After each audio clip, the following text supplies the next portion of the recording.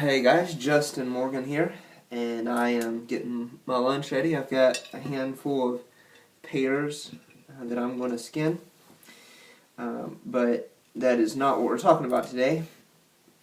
Another subject we're not exactly addressing today is I just got back from a clinical that I did that was a ton of fun.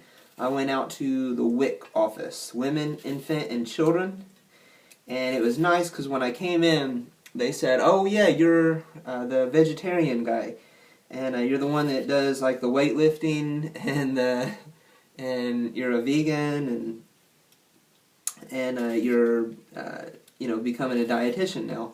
And I was like, "Yep, that's me." And they just they were kind of asking some questions. It was a really good experience, really.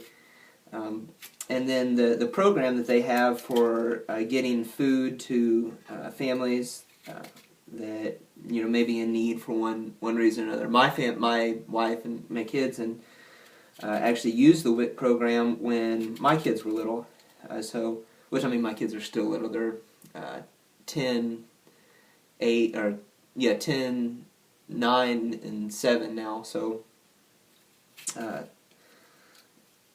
they're not like adults, but they haven't been on WIC for a lot of years now. Anyway, and that was a great experience for me. I really enjoyed it, but that's also not what we're talking about today. I see a lot of people that come to the frugivore, the fruitarian, the raw vegan, the regular vegan, cooked vegan, high carb lifestyle, and they're always very happy with the fat loss.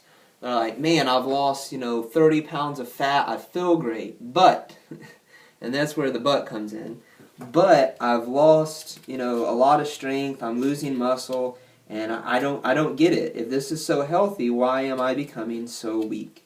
And I kind of thought this was basic knowledge, or it seemed to be to me, to be basic weightlifting knowledge.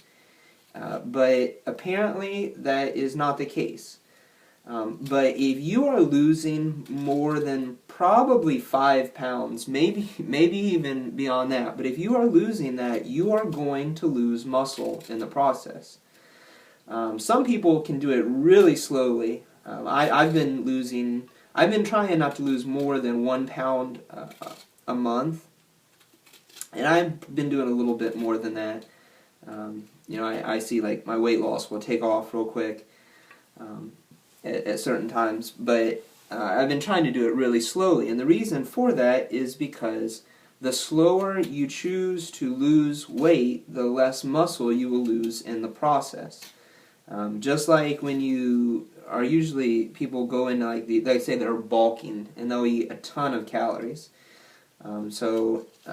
Ideally, if you're going to bulk, you're probably not really going to want to take in more than a few hundred more calories than you typically do to maintain your weight. So if you're used to eating, say 3,500 calories, maybe you'll go up to 3,700, 3,800 calories. That would be a reasonable amount if you're trying to gain weight and you want to gain strength and muscle in the process. But even then, you're probably going to end up putting on a little bit of fat over time as well, even if you're following an exceptionally good diet like a high carbohydrate vegan diet.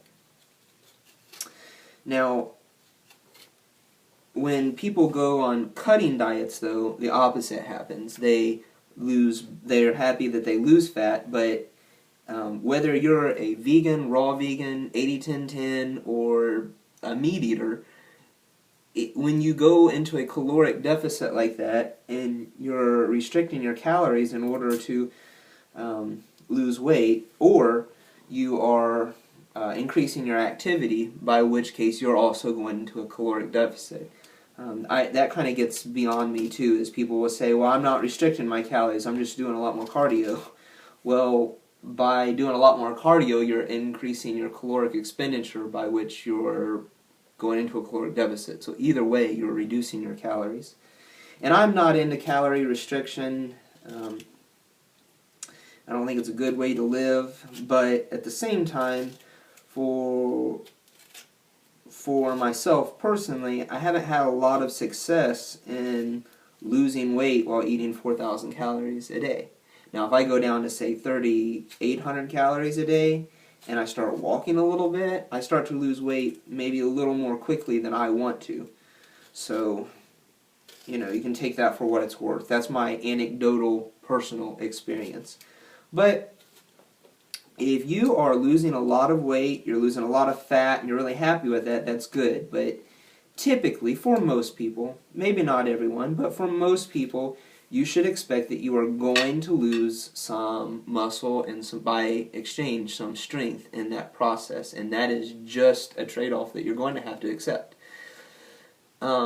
And like I said, you can slow that down by making that a very gradual process. Try not to lose too much weight at one time. It will not be favorable. It will not work as well in terms of maintaining muscle. If you are only losing maybe, say, a pound or so of fat per month, then yeah, you could probably add some muscle in the process while doing that. Now, if you're a beginner lifter and this is all new to you, then you could probably do both. You could probably cut fat and build muscle at the same time. If you've been lifting for less than a year, that's probably a reasonable thing to do without getting into anything too specific. But if you have been lifting for more than a year, maybe a couple of years on a very progressive overload type program, then it's going to become more difficult for you to go about those scenarios. So that is my advice, and that's my story, and I'm sticking to it. You guys have a good one. Post any questions. I'll probably do a follow-up on some of more of these type videos, kind of basic type things to consider. And I'll try to cover a variety of areas and probably cover even this area again from a different perspective. If I can think of it, I'll most certainly probably watch back to this video and think, oh man, I wish I would have said this, I missed this, I made this sound like this. So keep posted and look back for more information on the same topic. You guys take it easy, and I'm going to go start eating some of these pears. I got about half of them peeled.